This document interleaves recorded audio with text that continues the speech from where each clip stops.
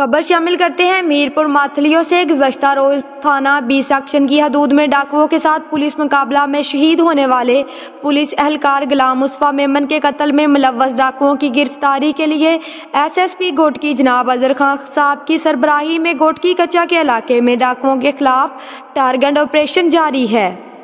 मज़कूरा इलाके में पुलिस की बारी नफरी के साथ 4 APCs के साथ ऑपरेशन जारी है।